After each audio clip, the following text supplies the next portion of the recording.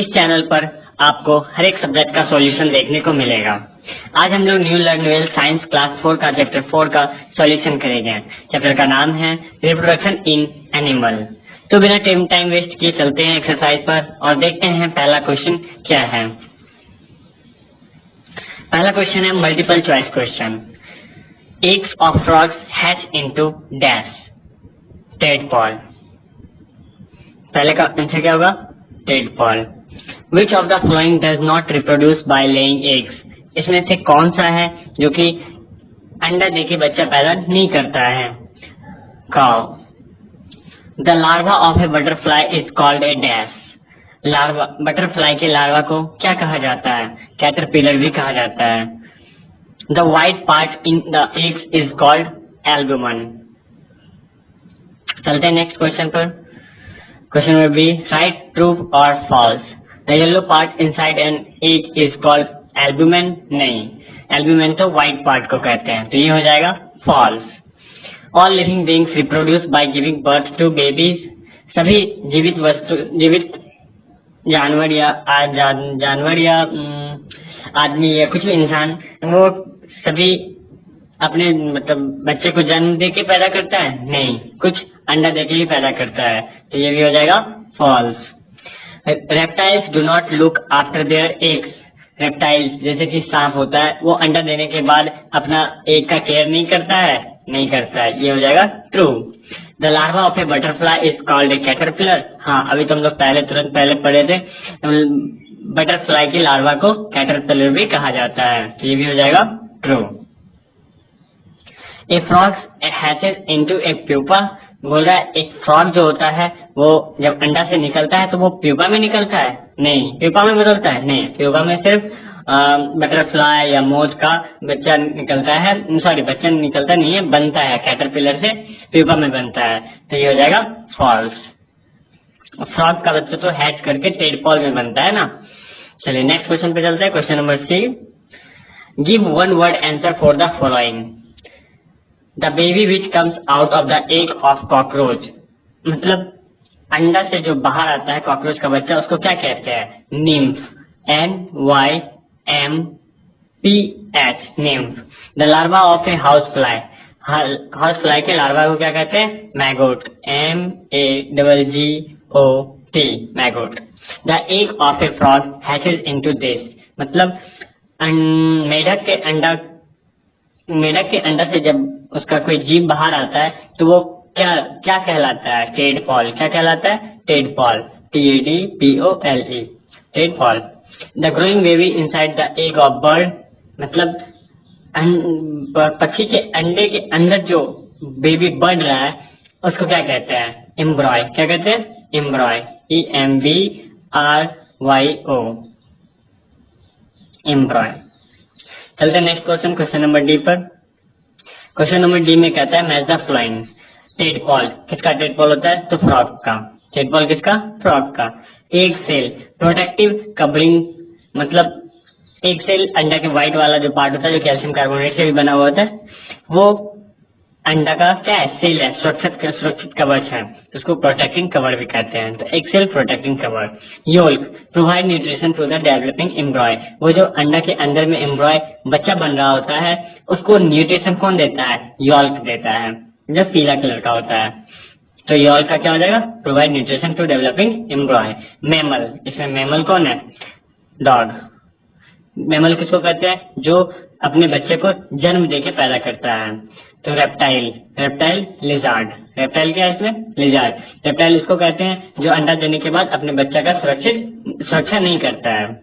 चलते हैं next question पे, क्वेश्चन नंबर ई। क्वेश्चन नंबर ई में कहता है शॉर्ट आंसर टाइप क्वेश्चन। मतलब ऐसे क्वेश्चन को शॉर्ट आंसर में आंसर दे रहा है। तो पहला क्वेश्चन है what are mammals, give 2 examples. Mammals क्या है, इसका 2 उदाहरण दे। इसका आंसर देखते हैं।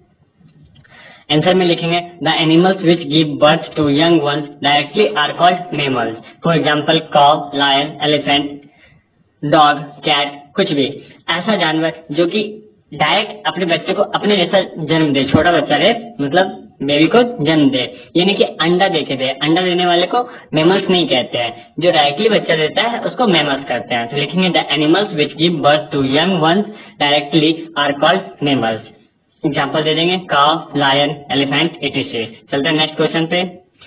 क्वेश्चन नंबर 2 में कहता है name the various stage in the life cycle of a frog. Frog का जो लाइफ साइकिल होता है, मतलब पहले लार्वा से, फिर वो अंडा से टेडपॉल बनता है, टेडपॉल से यंग टेडपॉल बनता है, फिर फ्रॉग बनता है, फिर यंग फ्रॉग बनता है। ऐसे करके उसका लाइफ साइकिल का नाम लिखना है। तो कैसे लिखेंगे देखते हैं क्वेश्चन नंबर 2 का answer.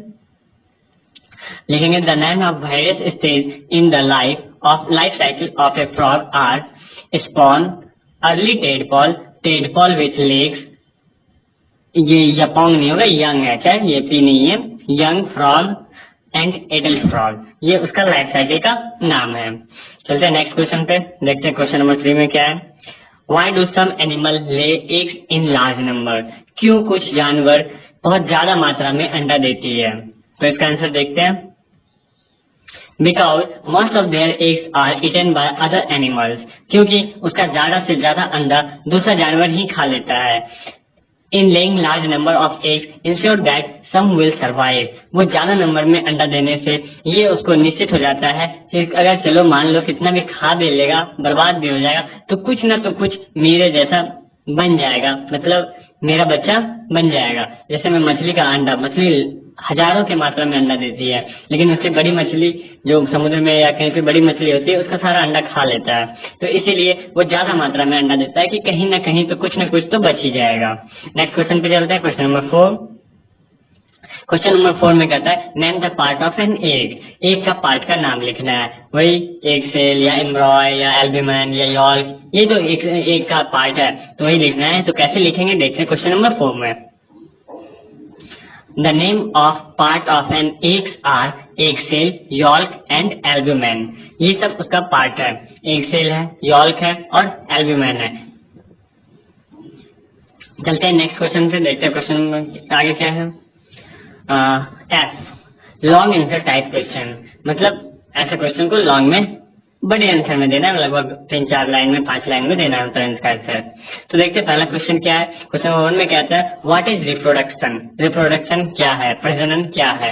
How does reproduction differ in different animal. तो कैसे दो एनिमल में, मतलब अलग अलग एनिमल में रिप्रोडक्शन भी डिफर करता है, मतलब अंतर होता है। तो इसका आंसर कैसे लिखेंगे देखते हैं क्वेश्चन नंबर 1 का आंसर। हाँ लिखेंगे the process of producing young ones of their own kind is called reproduction. मतलब रिप्रोडक्शन का मतलब क्या होता है, अपने जैसा एक बच्चा पैदा करना ही रिप्रोडक्शन कहलाता है। मतलब बच्चा प्रोड्यूस यंग वंस, मतलब अपने जैसा एक छोटा सा बच्चा जन्म देना ही रिप्रोडक्शन कहलाता है। Some animals like cow, lion and goat are give birth to young ones. मतलब बोल रहा है कि कुछ जानवर जैसे में गाय, शेर, बकरी, वो अपने जैसा एक बच्चा जन्म देता है, same to same. Some animals like birds, fishes and insects are laying eggs. लेकिन कुछ जानवर जैसे में पक्षी, मछली और कुछ इंसेक्ट मतलब कीट पतंग, वो अपना अंडा देता है, उससे उसका बच्चा निकलता है। तो ये हो गया डिफरेंट एनिमल्स डिफर रिप्रोडक्शन, मतलब अलग अलग जानवर में अलग अलग तरह का रिप्रोडक्शन होता है। मैमल्स में डायरेक्ट बच्चा दिया जाता है, यंग वंस अपने जैसा बच्चा पैदा किया जाता है, और कुछ जानवर जैसे बर्ड्स, फिशेज और इंसेक्ट में वो अंडा देके बच्चा अपना पैदा करता है। चलते हैं नेक्स्ट क्वेश्चन नंबर 2 में। क्वेश्चन नंबर 2 में कहता है differentiate between reproduction in birds like hen and mammals like dog. बोलता है अंतर बताइए रिप्रोडक्शन इन बर्ड, मतलब पक्षी में जैसे कि एक hen, मुर्गी में कैसे रिप्रोडक्शन होता है, और एक मैमल में, डॉग में कैसे रिप्रोडक्शन होता है। चलते देखते हैं क्वेश्चन नंबर 2 का आंसर।